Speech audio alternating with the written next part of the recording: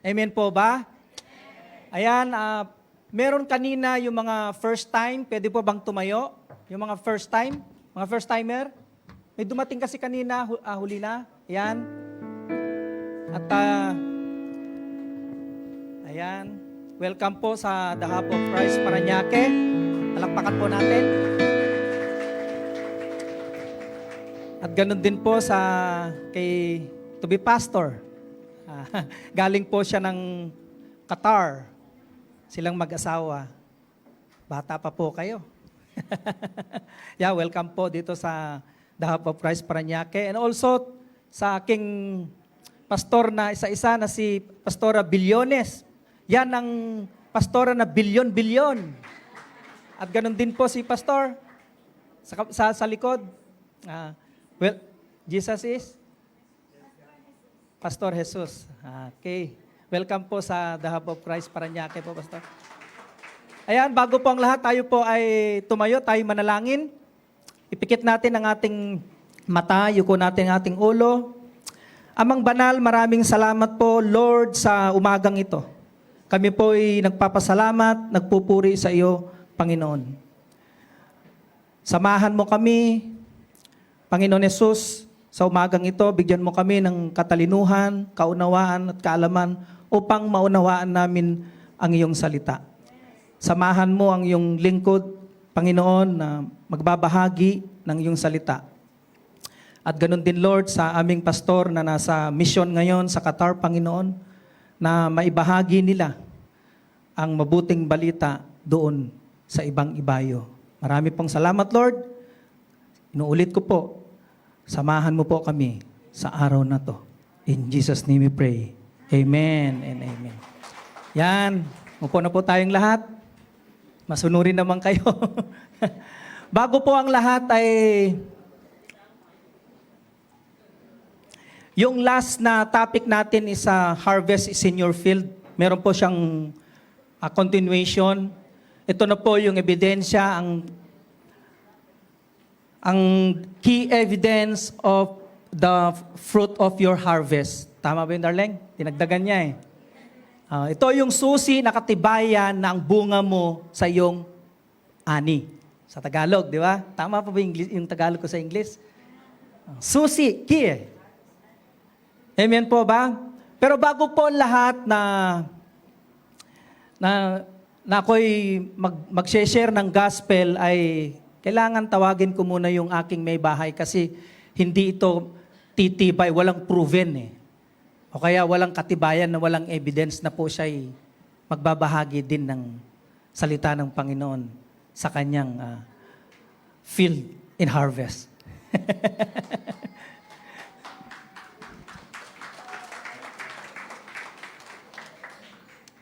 Ayan, salamat po, Pastor. Para ako nakapanood ng live na Martin Rivera kanina. Pero ang matindi, no? More than doon. Kasi sabi niya, God gave us a godly life. Amen po ba? So, magandang umaga po. By the way, ako po si Pastor Maricel. Siya po si Pastor Peter Bawa. Ka-ordain lang po namin noong May 20. Kaya fresh na fresh pa. So, kami po ay naatasan na magbahagi ng salita ng Panginoon. Ang ganda nung your harvest is in your field. Nung last Sunday, ang daming nag-comment at natuwa at na-bless dahil hindi mo akalain na ang isang katulad ni Pastor Peter na dati ay tuwing tatawagin siya sa fellowship ni Pastor Dong, laging nasa likod, laging nasa kusina. Di baling magluto na lang, wag lang magsalita. So, ngayong umagang ito, sabi niya sa akin kagabi, mahal, bago ako magbahagi ng salita ng Panginoon, gusto kong ma-share mo yung proven and tested that there is really an evidence. Amen po ba? Hindi yung paglabas natin sa simbahang ito, nakikipag-usap tayo sa ibang tao, nagkagulatan pa kayo, born again ka pala. Di ba? Born again ka pala. Parang hindi halata. Well, ang patuto po ng buhay namin, kami po ay 28 years ng kasal. At nung December ko siya nakilala, January, boyfriend ko na siya, February, namanhikan, March, kinasal. Kasi nung mga panahon na yon, hindi ko pa na masyadong naririnig yung wag kang makipamatok sa di mo kapanampalataya. Hindi ko pa masyadong, kasi wala pa namang Facebook noon, di ba kuya? Na wag kang makipagmatok sa unbeliever or sa hindi paligtas. Kaya nung ikakasal na kami, binabawi ako ni Pastor May. Pati, mukhang Cesar Montano yung pakakasalan mo. Sabi niya, magsisisi ka. Kaya ngayon pa lang, huwag ka nang magpatuloy ikasal. Kaya lang, syempre, di ba, yung harvest is in your field, talagang niyakap ko yon. At alam mo ba, talagang may dagok. Ilang taon, 3 na yung anak namin, yun na, ito po yung evidence. Nakipagtanan siya sa isang dalaga. Iniwan niya kami, nakainom ng gas ang mga bata. Sabi ko noon sa Panginoon, Lord, di ba, ipinaalala ng Diyos sa akin, ano naman ang use ng pagiging Kristiyano kung walang pag-ibig? Amen po ba? Kaya sabi ko sa Panginoon, nung nakipagtanan siya, hinanap ko siya. At binawi ko siya. Amen po ba? Kaya yung mga, mga mag-asawa, tayong mga babae, ipinanganak tayo para sa kanila. Kaya wag tayo makipag-compete sa kanila. Tayo ang maglilingkod para sa kanila. Amen? Kaya nga, ito yung sabi niya, and then after that, naging pulis siya, at nung naging pulis siya, nakipagtana na naman siya. Kasi 19 years old siya noon 18 ako, hindi siya pa nagsawa. At dumating yung punto sa maraming pakikipagtanan niya. Sabi ko na sa Panginoon, Lord, ayoko na. Amen ba? Pero dahil may salita ng Panginoon sa puso ko, pagdating ko sa Indonesia, kasi nakipagtanan siya sa hindi ko ina-expect na babae. Yung oras na yon, sabi ng Panginoon sa akin, I know that you love Peter so much, but remember this, I love him more than you love him. Sabi ko kay Jesus, Lord, ayos talaga, nasa Indonesia kasi tayo, kaya English no? Laging may ebidensya. Amen? Nung last time, nung siya'y nag-preach, the harvest is in your field, I just realized, 28 years, for so long, I have served this man. And you know what? This is really the evidence. Ano naman kung maghapong magdamag ka sa simbahan, kung di mo maakay biyanan mo? Praise God, naakay ko ang biyanan ko. Tumanggap sa Panginoon. Sige, purihin ang Panginoon. At kami ay nagnegosyong mag-asawa at alam niyo po ba, salamat sa Panginoon, ilan sa empleyado namin nadala namin sa Panginoon at ilan pa dyan ay pastor na. Amen? Ngayon po, kaya niya ako pinatayo kasi kailangan maintindihan natin na kaya tayo pumupunta sa simbahan kasi una tayong minahal ng Panginoon at gusto niyang ipadama evidently na tayong mga Kristiyano, tayong mga anak ng Diyos, tayong mga born again, truly ay may ebidensya. Amen po ba? Kaya ito po ang unang ebidensya. Yung Cesar Montano, na dati ang mata ay sa iba nakatingin. Ngayon ay kay Maricel Bawan na lang. Kaya magpatuloy po tayong maglingkod. Salamat mahal sa buhay mo. At nakaka-amaze tuwing siya'y nagsasalita, naiiyak ako. Sa yung bunga ng ating paniniwala, pag-ibig sa Diyos, ay namumunga pa ng sagana. At marami pa nawa ang katulad ninyong mga ama ng tahanan, umaawit sa Panginoon at dinadala ang mga pamilya sa Diyos. So marami pong salamat. Ito na po ang magpipreach. Salamat, mahal ko. Ayan. Ang ganda ng introduction niya. Sabi ko, siya dapat ang mag-preach ngayon. Kaso lang, anyway, kami po ay mga negosyante. kumbaga noon, mga pastors kwan kami, mga ano ba yun, kingdom finance po kami. Hindi lang po yung double ang aming tinatites. Baliktad po siya, 10%, 90% po yung nangyari. But anyway, hindi ko na po yan babalangkas. Kaya nga po ito ang tinuturo, key evidence of fruitful harvest. Meron po akong kwento bago ko papasok sa word. It's not a matter of intelligence, it's a matter of perspective. May dalawang empleyado, nagtatrabaho po sila sa malaking kumpanya. Itong empleyado na to ay meron isang born again Christian at itong isang ito ay magaling, pero hindi siya Kristiyano. It's not a matter of intelligence, it's a matter of perspective. Pinadala sila ng boss nila sa Africa. At pinadala doon, at nakita, yung unang pinadala ay hindi Christian. At nakita niya, sabi niya, ano ang meron dyan sa Africa? Sir, marami pong hayop. Yun lang sinabi niya, sir, marami pong hayop. Ganun ba? Sabi niya. Ngayon itong pangalawa, pinadala ulit. Ang pangalan niya, Pedro. At ang Pedrong ito ay mananampalataya kay Kristo. At ito ang ginawa niya, pinadala siya doon. At ang sabi, ano ang meron dyan, Peter? Sir, maraming hayop. Sabi niya, magre-resign na po ako. Bakit? Kasi po, yung mga balat ng hayop ay gagawin kong sapatos, papadala ko sa inyo.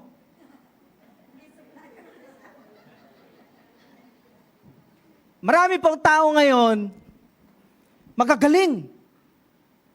Pero their fields, paano nila ma-harvest yung kanilang bukirin? Amen po ba? Kaya marami nakikita ko na mga pastor, mga naglilingkod sa Panginoon, Lord, lumuluhod pa sila. Sa totoo lang. Pero hindi nila alam paano mag-harvest. They know their field, but they did not know how to harvest.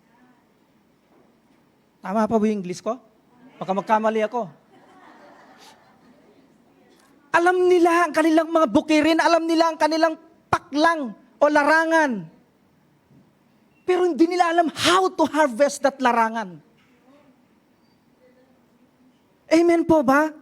Bilang isang negosyante, ang hirap. Pag nakatayo ka lang doon sa tindahan na hindi ka gagawa ng paraan, how to get a lot of money. Ganyan po ang negosyante. Ang pag-iisip ng negosyante, pag wala nang bumibili sa tindahan mo, mag-send ka doon sa labas at meron kang aanihin. That's why, ang sabi po niya, there are two main points that I want to cover today. Mayroon dalawang pangunahing punto na gusto kong talakayin ngayon. Number 1, you were created to bear fruit. You are created. Tayo nilikha na tayo mamunga and produce a full harvest. Your harvest is fulfilling of your purpose and destiny. Ikaw ay nilikha upang mamunga at magbunga ng isang buong ani. At ang iyong ani ay ang katuparan ng iyong layunin at tadhana. Amen po ba? Tayo nilikha. Hindi lang yung nilikha tayo na walang layunin. Tayo nilikha ng ating Panginoon na merong layunin. Ano ang layunin na yun? Mamunga tayo. Amen po ba? Pangalawa, you will find your harvest in your field. Your field is the area of influence. God designed to you in His kingdom, particularly your vocation.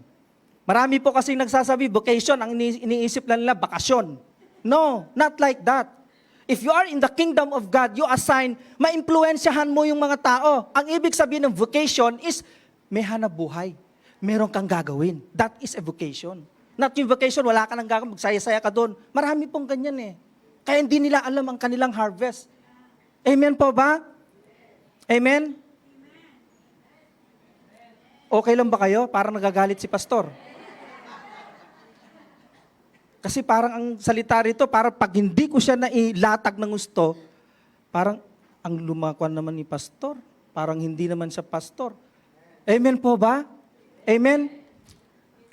Kaya, letter A, what is your harvest? Ano ang ani mo? Your harvest is the fulfilling of your purpose and destiny. Ang iyong ani ay ang katuparan ng iyong layunin at tadhana. Amen po ba? Anything that God call us to produce is fruit, and the fullness of that fruitfulness is a harvest.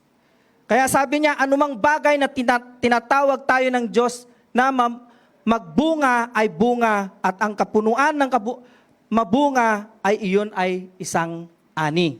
Amen po ba?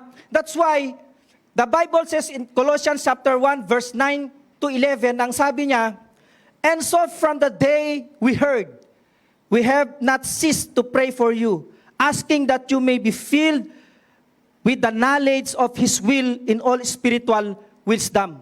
Amen po ba? Ano po yung kanyang sinasabi na kami mula nang narinig namin ito, ay patuloy kaming idinadalangin sa Diyos na sana'y ipaunawa niya sa inyo ng lubusan ang kanyang kalooban sa pamamagitan ng karunungan. So dapat ito, maintindihan natin na dapat mapuno tayo. Ano yung mapuno sa atin? Yung karunungan ng meron ang Espiritu Santo sa atin. Hindi natin maibabahagi sa labas ito kung wala ang karunungan at kaalaman ng Spirit sa atin. Paano tayo makapag-preach kung wala ang karunungan at kaalaman ng Diyos sa atin? Paano tayo mamamumunga kung hindi nila maintindihan at maunawaan, ikaw lang nakakaintindi, hindi naintindihan ng iyong finifildan. Amen po ba? Kaya yun ang sinasabi na nanalangin sila, kahit nanalangin, narinig nila ang mabuting balita na sinasabi ni Paul, wow! Doon sa the hub of Christ ang mga pastor doon.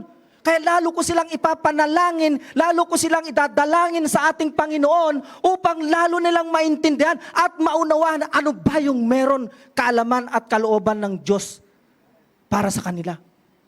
Kaya ang ating pastor kahit nandun sa Qatar, dinadalangin niya, Lord, ipaunawa mo, ipaintindi mo, ipadama mo sa kanila ang iyong pag-ibig upang sa ganon, doon sa labas ay maintindihan nila kung ano ang meron na ibinabahagi nila doon. Amen po ba? Amen? Kaya na maintindihan natin ito, the knowledge and the will of God to understand His will. Kaya karamihan sa atin, kahit ako noon, sabi ko, Lord, ano pa ba ito? Hindi ko naman maintindihan ang iyong sinasabi. Paano ko maibabahagi ito sa mga tao? You know why? Because wala akong spirit of, yung espiritu na meron sa akin na gumagabay, pumapatnubay sa akin. Kaya napakahalaga sa atin, mga pastor, na manggagawa dito sa simbahang ito, na maintindihan natin ano ba yung Holy Spirit. Amen po ba? Ang Holy Spirit is the third person. Na siya ang gumagabay, pumapatnubay. Siya ang nagdadrive, nagbibigay ng kaalaman patungkol sa Diyos Ama. Amen po ba? Ang Spirit lahat ng gumawa niyan. Lahat ng bagay dito sa ibabaw ng mundong ito, even sabi nga niyan sa Genesis, di ba? Lumakad ang Espiritu Santo. Nilalang niya ang lahat. Amen po ba? Amen? Okay lang ba yung ganitong preaching? Para akong nagagalit Amen po ba? Kaya, ang sabi niya dito sa 10, so as to walk in a manner worthy of the Lord, fully pleasing to Him. Sabi niya gano'n, bearing fruit in every good work. Amen po ba? Na increasing in the knowledge of God. Kailangan talaga yun, ma-increase ang ating kaalaman sa ating. To increase, ibig sabihin yan, ma-increase yung knowledge mo about God at ma-decrease yung kaalaman mo about sa mundo. Paano kasi, Brother Peter, hindi ako magiging matagumpay sa aking ginagawa kasi nga, hinahaluan mo ng mga bagay sa mundo. Not like that. If you win soul lang sinasabi, yung increase na meron ang Diyos, yung knowledge ng Diyos, yung ating will ng Diyos, ang siya mong dapat ilagay sa iyong pagkatao. Amen po ba? Mas mahirap sa amin. Yung inakuan ko sa last Sunday, mahirap. College graduate, college level, high school graduate, high school level. Elementary graduate, elementary level, no level. O ang hirap nung no level. Sa aming kumpanya, marami kasi kaming tinuturuan doon. Less than 200 o 200 na person na parang simbahan din. And every day we have a daily devotion. Linggo lang ang wala kasi wala nagtuturo dahil nasa church yung mga pastors, yung mga kwan namin at kami. You see? Yun lang. Grabe na. Diyos ko, sabi ko, Lord, ba't tinawag mo pa ako maging pastor? Ang dami ko nang dapat gawin. Totoo yan. Alam mo, pag nagsasabi sila sa akin, ikaw mag-preach sa Sunday, Lunes pa lang nag-i-start na ako mag-aral. Because I have many things to do. Because I'm a businessman. Ayaw ko na mahaluan in Sunday, in Sabado sa linggo pala, sa Saturday ng gabi, na ayaw ko marami na, saka pa lang ako gagawa huli na. So that's why I started to study yung Monday na. Monday, Tuesday, Wednesday, Thursday, Friday. Saturday, i-perfect ko na lahat. Di ba? Ay, napakaganda. Meron kang timetable. If you are a busy man, gawin mo, meron kang time. Katulad natin ngayon, paano mo ito ma-harvest ang iyong field? Kung lagi na lang, ay marami kaming ginagawa, wala talagang mangyayari. Amen po ba? Nasaan yung sinasabi natin, we put our heart, I trust my put. Ay, tama ba yun? I put my trust. Tingnan nyo na, nalilito na rin ako. Lagi nating sinasabi na, Lord, buong buhay ko, Lord, ibibigay ko sa'yo. Lord, ang buong buhay ko ay para sa'yo. Nasaan na nga? Yung para sa Diyos. Puro para sa'yo Alam mo ba, pag ang tao, lagi nung tandaan, ang tao, kapag greed ang tao, walang mangyayari sa buhay niya. Tama yung sabi niya. Na lagi nagtatights kasi tayo minsan. Nabanggit ko lang tights. Lord, pag-tights ako para pagpalain ko. Anong nangyari? Wala. Tama yung sabi niya. Lord, magtatights ako, dodoble ulit ang tights ko. You cannot give, at you cannot outgive your God. Our God. Kasi siya ang nagbigay sa atin Nakatulad ngayon, ano ang kwenta mo? Ano ang purpose mo? Bakit ka nabubuhay sa mundong ito? Amen po ba? Kaya natutuwa ang mga pastor sa atin na katulad ni Paul nang sabi niya, wow, idinadalangin ko kayo. Na mas lalo kayong, sabi niya ni Paul. Idinadalangin namin, narinig namin mabuting balita na binabahagi niyo sa iyong kapwa. Ibinabahagi ninyo yung daan sa pandasal. Kape at pandasal. Natutuwa ang ating mga pastor. Tayong mga manggagawa na iniwan nila na mayroong pagtiwala na hindi lang ganito, kundi lalago pa ng lalago. At salamat sa mga buhay ng mga taong yun. Amen po ba? Tapos na po ako.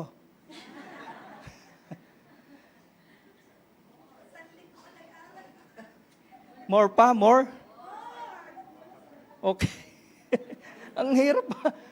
Sabi ko sa asawa ko, alam mo, masunurin talaga ako Sabi ko, sige, basta sa Diyos, hindi ko tatanggihan. Ba't ko tatanggihan? Sa Diyos yan, buhay ko na nga. Tama yung sinasabi ko. Buhay ko na ito. Why I refuse my God is the creator of the heaven and the earth? Hindi. Sabi ko, sige. Kung ano yung kaya mo sa asawa ko, sabi ko sa kanya, gawin mo at gawin ko yung part ko rin. Amen po ba? Kami mga negosyante, ang asawa ko, alam niya ang field niya. At alam din namin ang field namin sa Panginoon. Pag kami nagdi-deal ng mga negosyanteng, malalaking negosyante dito sa Metro Manila, ang maganda lang sa asawa ko, sinisingit niya ang gospel. Yan yung sinasabi niyang vacation. If you have time, vacation is hanap buhay, gawin mo ang dapat mong gawin. Amen po ba? Ibahagi mo ang mabuting balita. Amen po ba? Kaya nga from the beginning of creation, God said, mula sa simula pa na paglikha, sinabi ng Diyos in Genesis chapter 1 verse 28. And God blessed them, and God said to them, be fruitful and multiply and fill the earth and subdue it and have dominion. You see? Alam mo, hindi lang ganito ang kanito, may nakapaloob dito. Na ang sabi niya sa Genesis chapter 1 verse 26, let them make our image and after our likeness. Ito kasi ang nangyayari sa atin. Itong apat na ito, be fruitful and multiply. Be fruitful and multiply and fill the earth, subdue it. Itong apat na to, 4 laws of business kasi ito eh. Pinag-aralan ko itong 4 laws of business na to. Be fruitful, multiply, replenish, and subdue. Sa business, ganito po yan, bago ko po ilatag po in spiritual na pamamaraan, in spiritual way. Sa natural way, be fruitful. Kailangan mamunga. Kailangan marami kang stock. At ang stock na yan, ang sinasabi niya, multiply to increase your stocks. Amen po ba? Amen. And after that, yung sinasabi niyang ganun din and fulfill the earth and subdue, sabi niyang ganun, magre-replenish ka. Meron kang pagre-replenisan. Saan ba tayo nagre-replenish? Siyempre sa aming supplier, doon sa yung may nagpo-production ng aming paninda, ganun. At yung subdue is to domain. Ang negosyo, ganyan.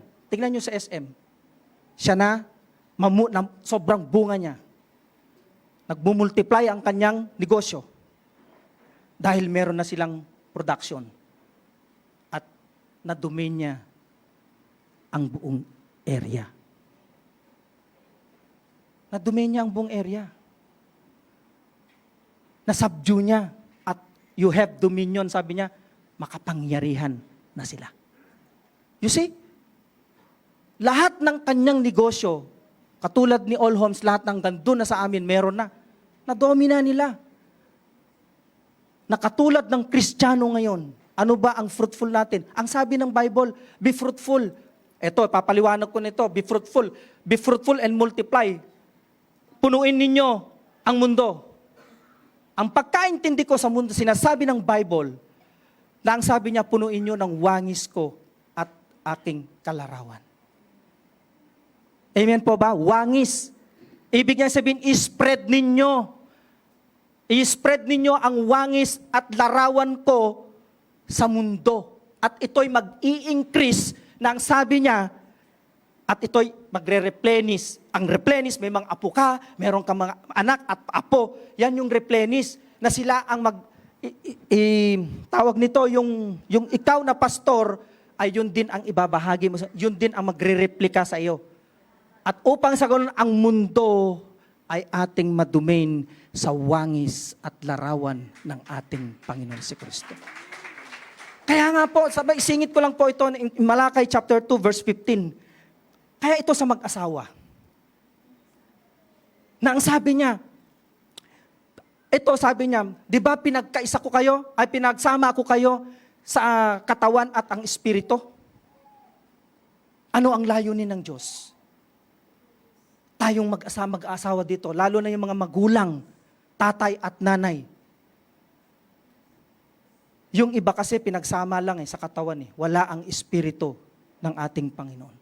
Kaya yung kanilang anak, ano ang nangyari sa kanilang anak din? Ganun din, makamundo ang isip nila.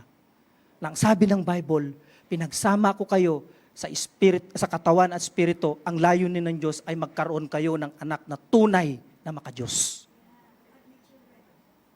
The purpose ng Diyos is to produce a godly children. Kaya marami po sa atin, na katulad ng mga magulang nito, na ang ginagawa lang nila, mga bagay sa mundo, yung mga taong hindi godly parents, ano ang bunga ng mga kanilang mga anak nila, wala din, ganun din. Kasi bagay sa mundo ang inisip nila. Kaya nga sabi ng Romans 12:2, be renewing, sabi niya ganun, of your mind. Be transformed by the renewing of your mind. Your mind, sabi niya, do not be conformed the pattern of this world. Amen po ba? Wala eh. Kaya walang multiply. Wala silang maire-replenish. Walang domain, walang subdue. Dahil nga doon, na ang layunin sana ng ating Panginoon na tayong dapat na mga parents, na godly parents, na maibahagi din natin sa ating mga anak ang aral at tuntunin ng ating Panginoon. Upang sa ganun din ang gagawin nila sa kanilang mga anak din. That is replenishment. Yung pagmumultiply lang na wala sa atin. Mga magulang lang ang mga pastor, pero kanilang mga anak, wala. Huwag na tayong lalayo. Si Pastor Dong, si Pastora May, mga godly parents sila. Pag pumunta kayo sa bahay nila, lagi silang natuturo, nagre-remind sa kanilang mga anak. Nire-remind nila ang kanilang mga anak na sila isinilang sa mundong ito, hindi para sa mundo, kundi para sa Diyos. Amen po ba? Walang magawa ang mga anak.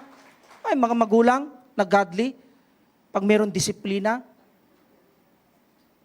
kahit pumipiklas ang ating mga anak, matindi kaya yan? Mga anak ni Pastor, pati din mga anak ko. Natutunan ko lang din yan kay Pastor. How to train their child. Totoo po yun. Kaya magpasalamat tayo, meron tayong mga godly, meron tayong mga spiritual parents na tuturo sa atin.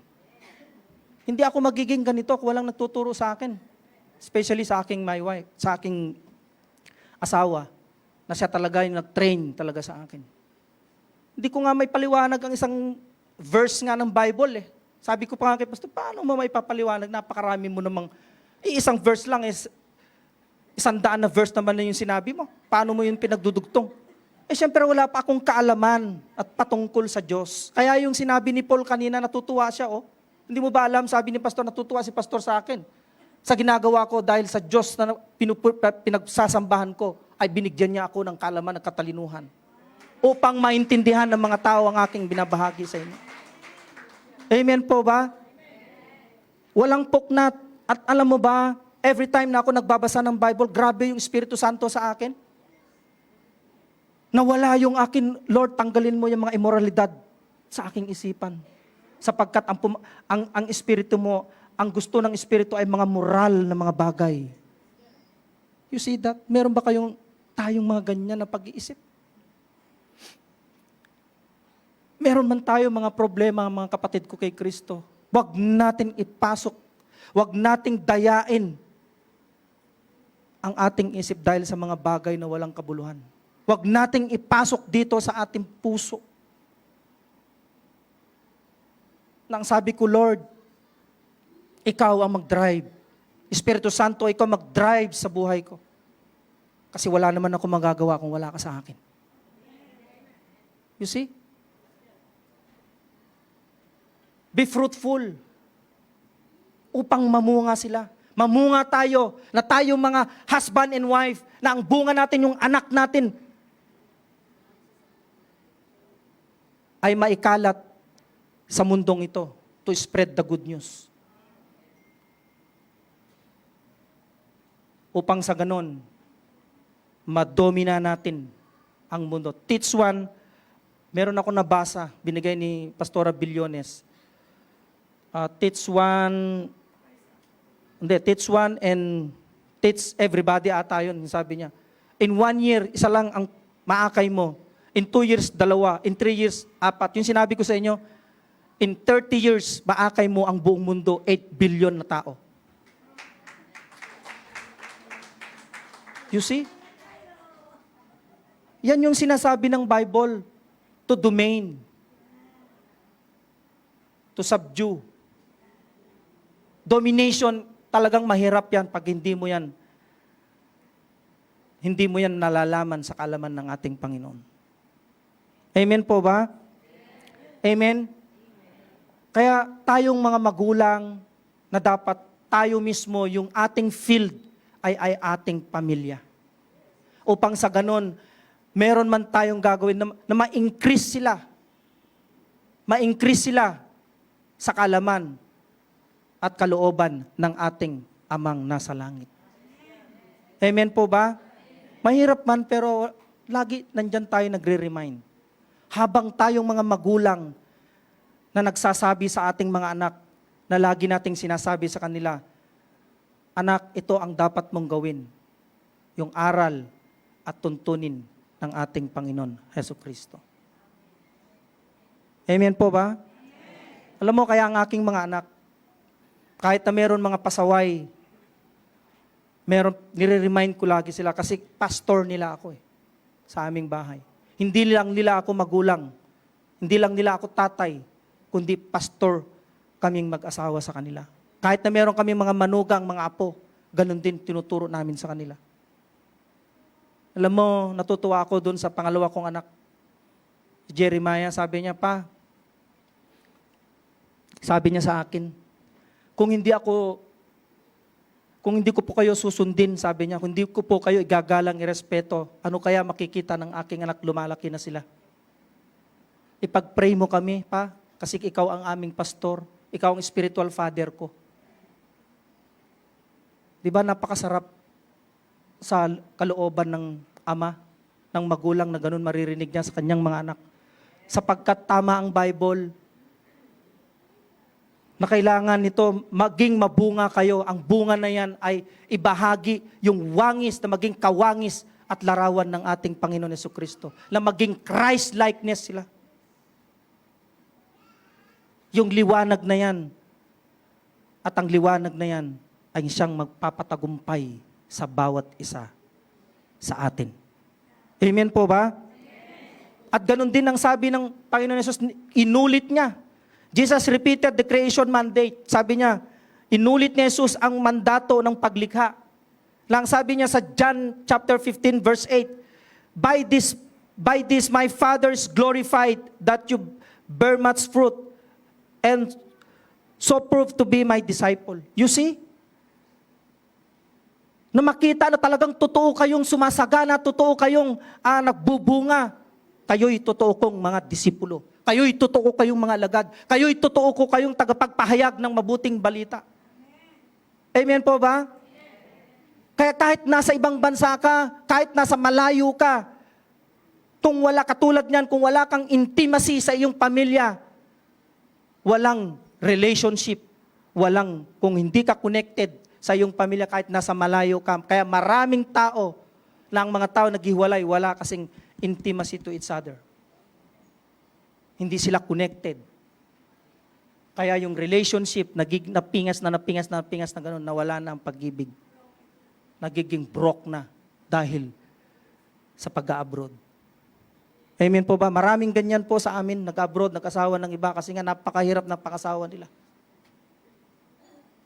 Paano tayo magiging fruitful kung ganun? Paano tayo magre-replenish? Paano natin magiging multiply? Paano tayo masubdue sa ating pamilya kung hiwalay naman dahil lang sa pera? Okay lang kung binata ka. Okay lang kung dalawa kayo mag-asawa nasa abroad. Pero paano kung dahil sa pera pinaghiwalay kayo ng inyong tadhana? Nawala ang purpose ng ating Panginoon. Kaya dinadalangin natin ng bansang ito ay mas lalong pasasaganain. Anong pasasaganain? Pag sumagana tayo sa biyaya ng Diyos, sumagana tayo sa salita ng Diyos, given ang material na bagay. Yan yung sinasabi niya, you must bear fruit. Hindi niya sinabi, you must bear fruit, masumagana ka, magkaroon ka maraming pera. Hindi ganun po yun. Sumagana ka sa salita at kalooban ng ating Panginoon. Sumagana ka sa kaunawaan at kaalaman ng ating Panginoon. Amen po ba? Yan po yon. Kapag yan ang sumagana sa inyo, mga kapatid ko kay Kristo, sisiw lang yung nasa labas. Aakayin mo sila parang ina na may sisiw. You see? Paano natin ito magagawa kung hindi tayo nag-aaral ng mabuting balita? Alam mo sa amin, kahit anong busy namin sa pagninegosyo, maraming tumatawag, maraming nagte-text. Amen po ba? Siyempre, ako sa kumpanya kasi namin, chairman kasi ako doon. Sa kumpanya namin, hindi lang basta-bastang kumpanya. At ang kumpanyang ito na ginamit ng Panginoon, pinagkatiwala niya sa amin, maraming taong nabago, maraming binago ang pag-iisip, binago ang buhay. At ang kumpanyang ito, nakapagpatayo pa ng simbahan. At ang kumpanyang ito, nagbibigay ng mga sasakyan. At ang kumpanyang ito, nagbibigay ng bahay. Ganyan yung sinasabi ng Panginoon sa atin. Kasi sa aming kumpanya, mayroong pastor.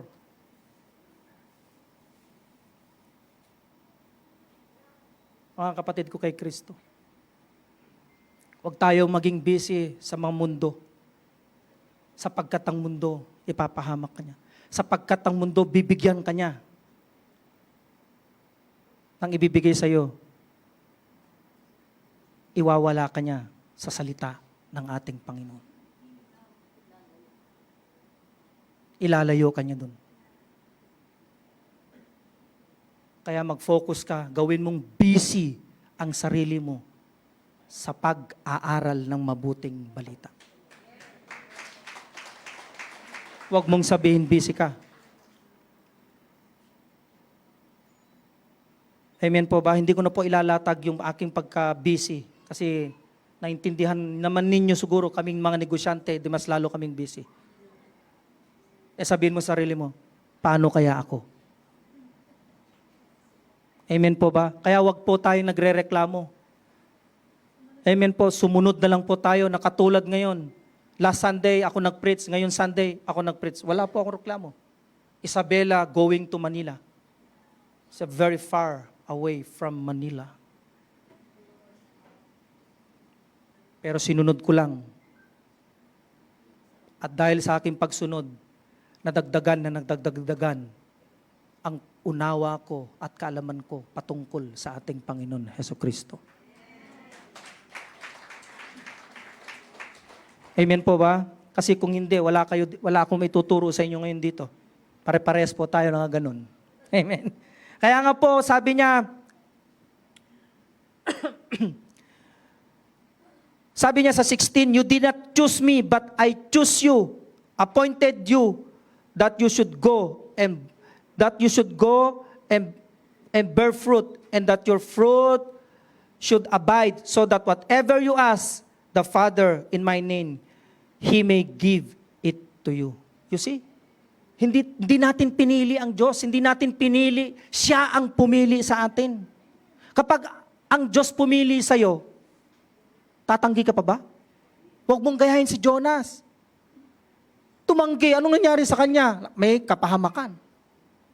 Kaya minsan naintindihan ko talaga ang ginagawa natin. Pag tinatanggihan natin, marami tayong mga problema. Marami tayong mga ginagawang kababalaghan. Kasi nga, mataas pa ang bagay, yung desire ng mundo, kaysa paglilingkod mo sa Panginoon. Amen po ba? Kaya ako nasasabi sa inyo, kasi yan, ginawa ko na yan. Lord, pag nagpastor na ako, hindi ko na kayang gawin ito. Pag nagpastor na ako, wala na. Wala na. Kasi alam mo kung bakit dinesisyonan ko magpastor? Kasi babalik na babalik ako dun sa dati kong gawain. Kahit maghahayag ako ng salita ng Diyos. Noon nga, naghayag ako ng salita ng Diyos, nadali pa rin eh. You see? Dahil konti pa lang kaalaman ko sa kwan, hindi ko pa alam ang Espiritu Santo eh. Ang alam ko lang, mabuting balita. Okay lang yan, sige. By grace of God, ganito, ganyan. Dahil sa grace, paulit-ulit. Oh, you see? Kawawa ang pamilya ko, kawawa yung asawa ko na lagi nila akong finifield. Wala siyang na-harvest. Ang na-harvest niya kapighatian. Kapighatian. Kabigatan. Katiisan. Alam mo kung bakit ako nagdesisyon na magpa-ordain as a pastor? Kasi ayaw ko nang maulit at gusto ko nang parangalan ang ating Panginoon. So that God chose me. God appointed me. God ordained me. Upang sa ganun, anak, huwag ka na dyan. Sa labas. So that's why ang ginawa ko, I must repent.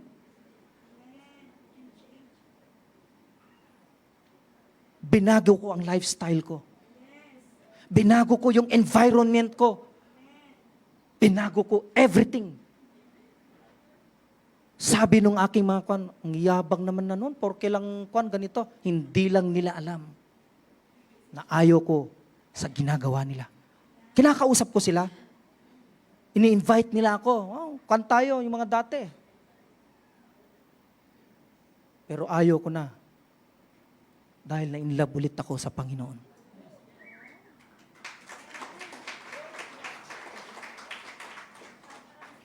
At itong pagka-inlove ko sa Diyos, alam mo ba, marami akong natutunan about Him.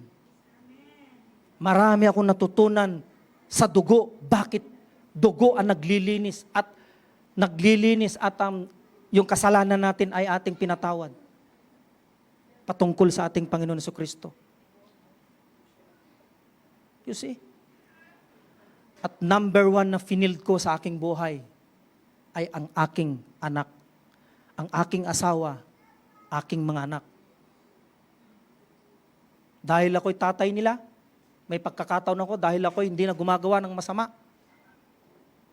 Sabi ko sa aking mga anak, ito ang stand natin. Maglingkod sa Panginoon. Pumipiklas sila. Pero lagi kong nire-remind, anak, hindi yan. Ito ang tama. Kapag hindi ko kayo tinuruan ng tama ngayon, bukas bangungot kayo. Mauubos lahat niyang kayamanan na ipapamana kapag walang legasiya ang magulang sa inyo. Kaya you produce a godly children. Tunay na mga anak. Upang sa ganun may magpapatuloy. Ang kayamanan sa mundo, hindi mawawala sapagkat may nagpapatuloy na nagpapatuloy.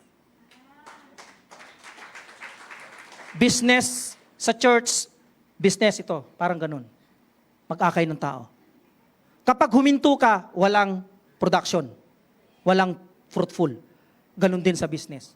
Kapag ang business huminto, walang production, hindi rin to lalaki. At hindi to dadami. Ganyan din ang paglilingkod natin sa ating Panginoon. Amen po ba? Amen? Kaya nga sabi niya, inappoint ka nga para ikaw ay maging mabunga. Inappoint ka nga, inordain ka nga para ikaw ay sumagana ang iyong bunga. Kaya kailangan natin kapatid, sumagana sa kaalaman at ang kaalaman at kalooban ng ating Panginoon. Upang maunawaan natin, maintindihan natin ano ba yung mandato natin sa labas. Ano ba yung gagawin natin sa labas? Na kailangan maintindihan mo ang Espiritu Santo upang sa laging gumagabay, pumapatnubay sa iyo. Tuwing aalis ka. Amen po ba? Amen? Ito pa ang natutunan ko. Ang lahat ng aming meron para sa gawain. Pag sinabi nila sa akin, Brother Peter, brother pa lang ako nun, pahiram ng help ninyo. Kasi meron mga tao doon naghihintay, wala silang masakyan papunta sa simbahan. Amen po ba? Alam mo, kaya tayo pinagpala. Anong use ang use ng pagpapala kung hindi na din natin magagamit sa simbahan? Kaya tayo pinagpala, ang layunin niyan ay upang magamit sa gawain ng Diyos. Amen po ba? Kaya lahat para kaming public ang sasakyan namin. Kasi yun ganito. Kasi yun talaga naman talaga ang layunin. Kaya pinagyaman kita upang meron magamit. Maayos ang iyong mga kapitbahay. Maayos ang iyong neighbors. Maayos ang iyong mga tao. Na katulad nito, na meron ka dapat iambag, na hindi ka lang humihingi sa simbahan, kundi meron ka dapat inaambag. Na katulad ng lagi kong sinasabi sa inyo noon, nakaraan, yung time yung talent ninyo, yung treasure ninyo, yung oras mo na magbungkal sa labas, yung talent mo, bungkalin ang labas, at yung kayamanan mo upang maabot yung nasa labas. Na may bahagi ang mabuting balita ng ating Panginoon, Hesus Kristo. Amen po ba? Amen? Number 2, what is your field? Ano ang iyong larangan? Kanina, ano yung number 1 natin? What is your harvest? Ngayon naman, what is your field? Your field is the area of influence. Ito na po yon. God assigned to you in His kingdom, particularly your vocation. Papasok po tayo sa kingdom na nito. Amen po ba? Your field is the area of influence. Ano ang mai-influensyahan mo kung ikaw ay nasa labas? God's influence o worldly influence? Tayong mga nandito na manggagawa ng ating Panginoon, Hesus Kristo, siyempre of course, godly influence ang ating ma-influensyan. Amen po ba? Na dapat makita nila sa atin na pagdating mo pa lang, ay mapapawaw na, ma-attract na ang tao sa'yo. Hindi yung pagdating pa lang ng tao, nandyan na naman yung nangihiram sa akin. Nandyan na naman yung mangungutang sa akin. Nandyan na naman yung parang tigre kung hindi mo maipinta ang kanyang mukha, hindi mo maipinta ang kanyang pag-uugali. Anong impluensya na tayo, ano yung field natin na para tayo maakay natin ang ating kapwa, maakay natin yung nasa labas. Kung mismo tayo hindi natin natutunan yung karakter ng ating Panginoon, ano ang natutunan natin about His knowledge? Anong natutunan about His will? Anong natutunan to understand His understanding will? Yan yung sinasabi ni Pablo kanina. Na kailangan doon natin matutunan na meron tayong makita na pagdating ng tao na wow, mapapawaw sila. Na merong taong hindi mo ba alam sa pamamagitan ng iyong ginagawa, sa pamamagitan ng ugali mo na may problema na yung naliligtas dahil sa ang ugali mo'y makalangit. Amen po ba? Kaya sa akin, alam mo ba sa akin, sa amin, sa pagtuturo, yung nga no level nga ang sinasabi ko sa inyo, na hindi nila naintindihan, kahit sulat lang, hindi pa sila marunong magsulat. Kahit mag-text lang yung sir pa nila, rumble. You say that, paano mo to maaayos sa mga ganitong tao? Pag nasa baryo. Mabuti nga dito, hindi syudad Sa baryo, napakahirap. Ang hirap mong akayin ang tao. Dahil ang sobrang hirap nila sa buhay nila. Principles lang ng Bible ang tinuturo ko sa kanila. Alam mo lagi kong tinuturo sa kanila? Yung mga magulang at mga anak. Yung function nila. Hindi ko pala alam, natatats na pala ng salita ng Diyos ang bawat isa. Amen po ba? Kasi naranasan ko yan, naranasan ko sa buhay ko. Grabe. Grabe yung danas ko. Sabi ko, paano ko maaakay ang nanay ko? Lagi kami nagbabangayan. Paano ko maaakay ang aking mga kapatid? Paano ko maaakay ang aking kapitbahay? Nakikita nila, sumisigaw ako. Nakikita nila, masyado kong emotional. Nakikita na ano ba yun? Masyado akong malabisi sa mundo. Alam mo ba ginawa ko dahil sa pag-aaral ko ng salita ng Diyos? Yung ginagawa ng nanay ko, niyakap ko, na kami nagsisigawan, ako nagpakumbaba. Nung nagpapakumbaba ako sa kanya, lahat ng kanyang inihiling, ibinibigay ko sa kanya. At isang araw, niyakap ako ng nanay ko. At humingi ng tawad sa ating Panginoon. At ngayon, isa na siyang kasama ko sa paglilingkod sa Panginoon. So what is your field? Kung tayo mga tao lang, tayo nakikitaan ng magaspang na pag-uugali. Nakikitaan tayo na masyadong emosyonal. Na tayo nakikita na walang Diyos. Na ultimo asawa mo, hindi naniniwala sa'yo sa binabahagi mo salita ng Diyos because you are weak.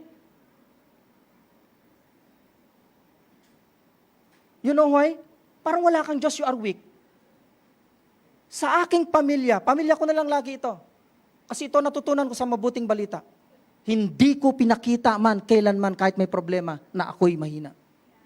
Ipinakita ko sa aking asawa, sa aking mga, I'm strong because of the Lord. What is your field? Ang field mo ba ay mahina? Ang field mo ba ay hindi ka makakagawa ng paraan? Nakatulad kanina, it's not a matter of intelligence, it's a matter of perspective. Kaya nga lagi kong sinasabi, and sabi na Hebrew 12, chapter 12, verse 2, fix your eyes unto Jesus, looking your eyes unto Him. Kasi babaguhin niya ang iyong pag-iisip, babaguhin niya ang perspective ng pag-iisip mo. Yung pag-iisip mo makamundo, bibigay niya yung mga bagay ng langit. Sabi niya yun, sa Colossians 3:2.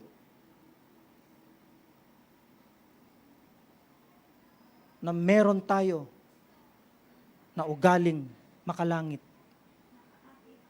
nakaakit-akit, upang maakay mo ang iyong asawa, maakay mo ang iyong mga anak, at maakay mo ang iyong biyanan.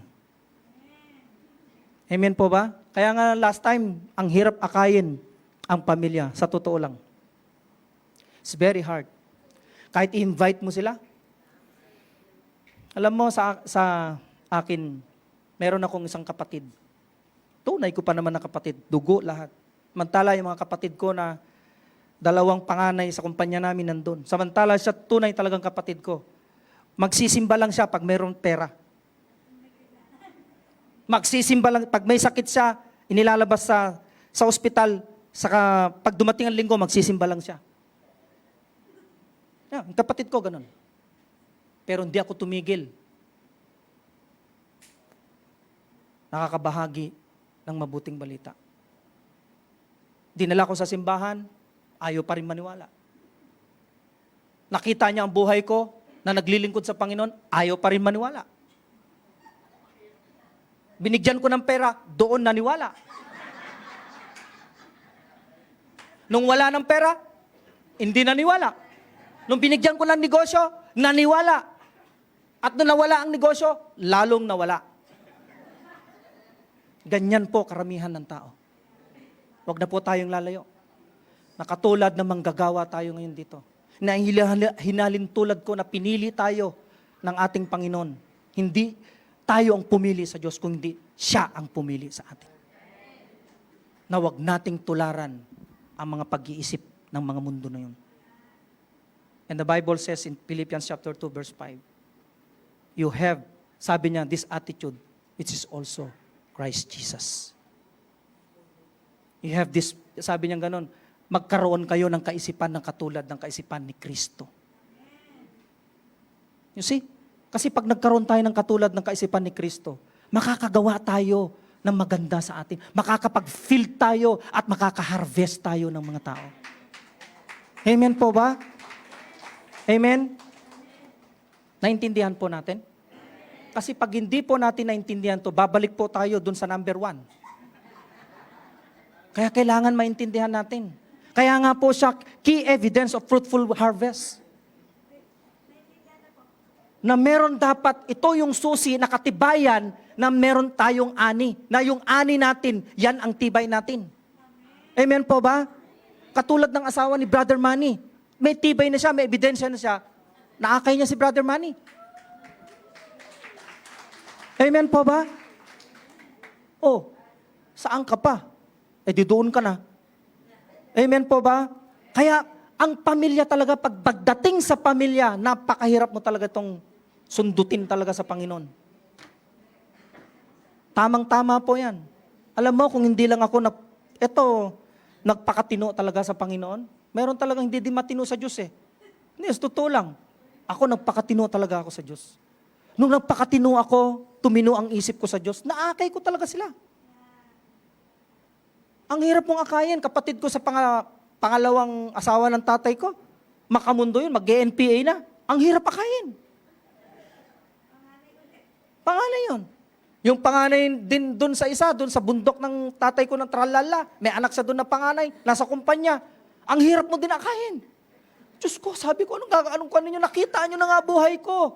Ano pa ba meron? Binigyan ko ng sasakyan, binigyan ko ng bahay, ang hirap mo pa rin akayin. You see? Pag hindi natin alam yung field natin dahil ang hirap mong akayin yung katabi mo. Paano na kaya kung walang kaalaman o kalooban ng ating Panginoon Hesus? O ang Espiritu Santo na siyang gumagabay, nagdadrive sa ating buhay. Paano pa yun maaakay? Oh, you see? Pero dahil sa kakabigay ko, alam mo ba, lumambot din ang puso nila dahil sa kakapanalangin din namin. Kaya nga sabi ni Paul, di ba, natutuwa siya, wow, maalos lumundag na si Paul. Wow, sabi niya, naririnig ko sa inyo, kaya lalo namin dinadalangin. Dinadalangin namin kayo na mapuspos kayo ng kagandahang loob ng Espiritu Santo. Upang sa ganun lagi nyo may bahagi ang salita ng Diyos sa mga tao. Amen po ba? Amen? Kaya pag nakikita ako kayo, nag-amen at nang umingiti kayo, natutuwa ang ating Panginoon Hesus Kristo. Amen po ba? Okay, tapos na po tayo. Gusto nyo ba? Gusto nyo ba ng ganito? Alam mo, sa totoo lang, napakasarap maglingkod sa Panginoon. Ang hindi lang alam ng tao, ay, Diyos ko, ako'y naiiyak na talaga, sa totoo lang. Habang binabahagi ko ang salita ng Diyos. Kasi alam mo kung bakit, nagiging totoo kasi ako. Kasi kung hindi totoo ito, yung sinasabi ko sa inyo, tapos na tayo. Kaya nga po sabi ng Ephesians chapter 2, verse, sabi niya sa 10, for we are workmanship, created Christ Jesus for good works, with God's prepared beforehand that we should walk in them. Amen po ba? Kaya nga po tayo na-create ng ating Panginoon, Yahweh. Sabi niya, na tayo ngayon ay gawa ng Diyos at sa kipag-isa natin kay Kristo Jesus. Ano bang layun niya? Nilikha niya tayo para sa mababuting gawa na inihanda niya nung una pa man gawin natin. Biruin mo, nung una pa, nilikha niya tayo ng ating Panginoon upang tayo mamunga. Ngunit pag hindi natin ito itinuloy-tuloy sa ating pamilya, ano ang ire-replenish mo kung nakat na ang iyong bunga? Wala na po yan. Kaya napakahalaga po na maiunawaan at maintindihan natin ano yung field natin. What is your field? What is our field? Amen po ba? Parang nawala naman na yata. Tahimik ka. Kailangan masigasig. Ganon. Amen! Ganon. Yun! Parang nawala eh. Parang nawala. Kaya nga po sabi ng Romans 11:29, for the gifts and the calling of God are irrevocable. Sapagkat hindi nagbabago ang isip ng Diyos tungkol sa kanyang mga kaloob at pagtawag. You see? Tayo lang kasi nagbabago. Tayo nagbabago. Lord, huwag kang mag-alala. Maayos ko yan. Sa'yo eh. Kaya hindi mo siya naayos. Kasi Lord, huwag kang mag-alala. Maaayos ko yan. Hindi mo sasabihin, Lord, ikaw po mag-aayos sa kanila. Samahan mo ako. Dalan mo ako doon. Ikaw mag-aayos. Kasi Espiritu Santo ang kikilos. Tingnan mo, hindi nagbabago talaga ang Diyos. Amen po ba?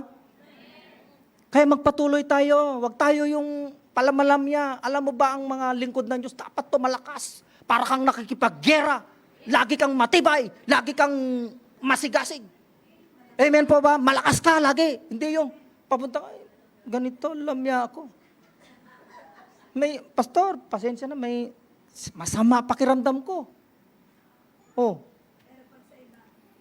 Pero pag tinawag ka doon, papunta sa labas, ay, sige, sama ako. You see? Marami pong ganyan sa ating buhay. Amen po ba? Karamihan din ganyan, mga empleyado ng Filipino Home Depot. Pag sabi ko, drive mo kami. Sabi niya, masakit ang mata ko. Hindi niya ako pinag-drive. Nung tinawag siya ng kapatid niya papunta ng Ilocos, wala yung sakit ng mata. You see?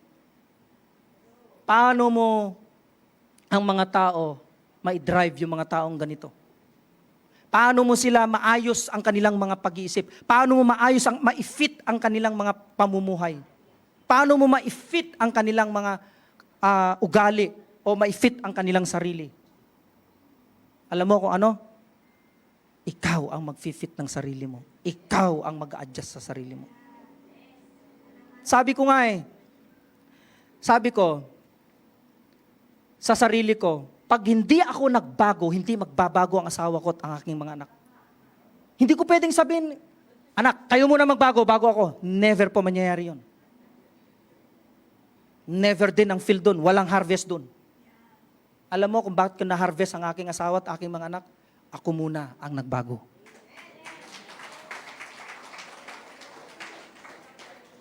Tignan mo. Dahil ako nagbago, isa-isa silang nagbago. Oh, effective. Isa-isa silang nagbago. Nung nagbago ulit ako sa mundo, nagbago din sila ulit. Sabi ko, ano yan? Ang akala ko nakalusot na ako. Kasi ang gusto ko para wag nila ako pakialaman. Hindi pala. Wrong. Hindi pala ganon. Kaya sabi ko ganon, Lord, hindi pala ganito. Talagang ayaw mo talaga akong tantanan. Ayaw mo akong tigilan. Because the Lord says, I choose you, my son.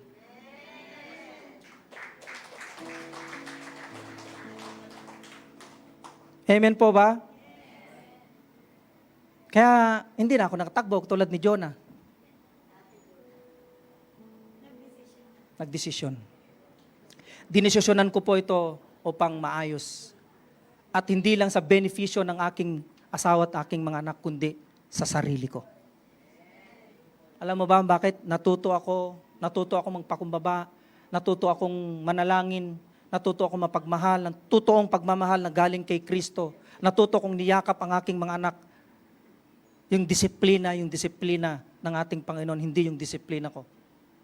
Yan ang natutunan ko.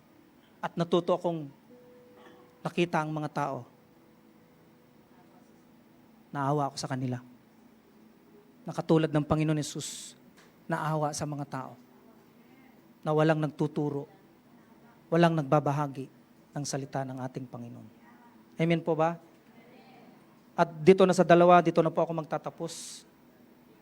3, sabi niya, work and worship. Trabaho at pagsamba. Ito lagi kong tinuturo sa aking mga empleyado. Hindi ko naman ito, kumbaga kasi sa akin, ay bilang isang mataas sa kumpanya, hindi ko naman pinagmamalaki yung, kasi business namin yan. Siyempre, boss nila ako, parang ganon, na itinuturo ko sa kanila to. Wala akong intention doon. Sabi ko sa kanila, pag ako nagtuturo sa kanila yung katulad nito, mga alipin sa lahat ng bagay ay sundin ninyo ang inyong mga amo dito sa lupa. May makakakita man o wala, maglingkod kayo, hindi upang kalugdan lamang ng mga tao, kundi dahil sa kayo'y tapat na may takot sa Panginoon. You see that? Mga kapatid ko kay Kristo, pag ikaw ay mananampalataya sa ating Panginoon Yesus, sa iyong ginagawa, sa buhay mo, ngayon, gagawin mo ang lahat ng yan dahil sa Diyos, hindi kung kanino man. Hindi kay pastor, hindi doon kay pastora, kung hindi sa Diyos mo gagawin. Amen po ba? Amen? Kasi may makakakita man o wala, si Lord ang nakakakita sa lahat ng ating gagawin. Amen po ba? Kaya sabi niya sa Colossians chapter 3 verse 17, and whatever you do in word or deed, do everything in the name of the Lord. Sabi niya, Jesus giving thanks to God the Father through Him. Ano man ang inyong gagawin o sasabihin, gawin ninyong lahat sa pangalan ng Panginoon Jesucristo at sa pamamagitan niya'y magpasalamat kayo sa Diyos Ama. Amen po ba? Amen. Ganon din po sa authority ng ating dito sa gobyerno ng ating Pilipinas, na katulad ng sabi niya, ang lahat sa Romans 13:1-7, ang sabi niya ganun, every person be subject to the governing authorities, for there is no authority except from God. You see? Nanggagaling ang authority sa ating Diyos Ama. Amen po ba? Kaya lahat ng authority nang galing sa ating Ama ay dapat tayo sumunod doon. Amen? Ito na po, dito na po ako magtatapos sa E, 5 na to, send into the harvest. Na katulad ng sinabi ko po sa inyo nung last Sunday, nang sabi niya doon sa kanyang salita sa Matthew 9:35-36 hanggang 36, na nakita ng Panginoon Hesus, nahabag siya sa dami ng tao, sapagkat ang mga taong ito'y hindi nila alam ang kanilang mga ginagawa, sapagkat ang mga taong ito litong-lito sila, sapagkat wala silang tagapagturo, wala silang pastol. Kaya ang Panginoon Hesus naawa, nahabag, na katulad natin, mga pastor, mga manggagawa ng ating Panginoon. Yung ating i-cultivate doon sa labas ay tigang. Paano natin ito maaayos? Paano natin ito matatamnan? Paano natin ito mabubungkal? Paano natin ito ma-harvest? Kung wala yung oras natin, wala yung ating treasure, wala yung talent natin, hindi natin kaya gawin yun. Kung tayo lang ay nakaupo. Amen po ba? Kaya sa araw na to, mga kapatid ko kay Kristo, manggagawa tayo ng ating Panginoon. Isuko natin ang ating buhay sa Diyos. Humingi ka ng tawad sa Diyos kung ikaw man ay nagkulang, kumapos sa iyong field. Kumapos ka man, kapatid ko kay Kristo. Kinapos ka man sa habag, lakas, biyaya ng Diyos sa bawat isa sa atin ay Kanya niyang sasamahan. Mga kapatid ko kay Kristo, ang lahat ng ating ginagawa sa ngayon, sa oras na ngayon, ay sa Diyos natin isusulit ang lahat ng yan. Amen po ba? Lahat po tayo tumayo.